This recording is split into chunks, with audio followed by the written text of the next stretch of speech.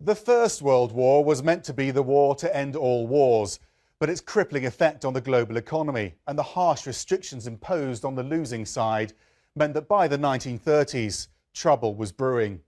Adolf Hitler swept to power in 1933 in a wave of German nationalism.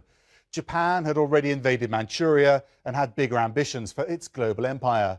In the space of 9 months, starting in September 1939, Nazi forces rolled across Europe with the latest in mechanised war machines, taking in Poland, Denmark, the Netherlands, Luxembourg, Belgium and France. And that put the UK on the front line.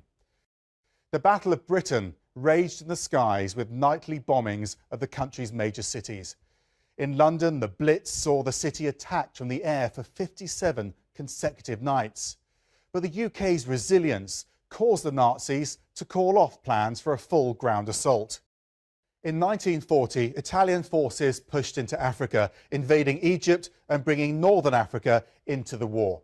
From there, World War II sped into overdrive, splitting most of the world into Axis and Allies. The Nazis invaded Russia. Japan continued its invasion of Southeast Asia. And on December the 7th, 1941, it launched an offensive that woke the war's sleeping giant. Japan's bombing of Pearl Harbor in Hawaii sent shockwaves through the United States, and after 2 years on the fringes, an attack on its home ground pulled the US out of the sidelines and into the battlefields. In 1942, the tables began to turn. Japan's navy suffered a crippling defeat as it attacked the US outpost of Midway. In North Africa, British troops drove Axis troops out of Egypt. The following year, the Nazis' drive eastward collapsed as a bitter Soviet winter led to the surrender of German troops in Stalingrad. In July that year, the Axis lost one of its original partners as Allied forces toppled Mussolini and restored Italy's king. But though the tide was turning, the war ground on. Then came June the 6th, 1944.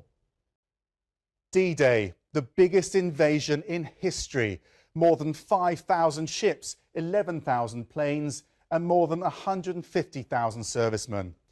Europe's major ports were heavily guarded, the beaches less so. So under a full moon, the Allies stormed them.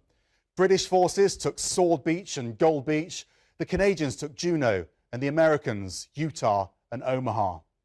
With a foothold on the mainland, Allied forces were unstoppable. Paris was liberated in 2.5 months. And by April the 25th, 1945, Soviet troops from the Eastern Front had Berlin surrounded. On May the 8th, the war in Europe was over. In the Pacific, it continued for another 3 months before America's nuclear bombs forced Japan's surrender, ending what remains to this day the deadliest conflict in human history. Max Foster, CNN London.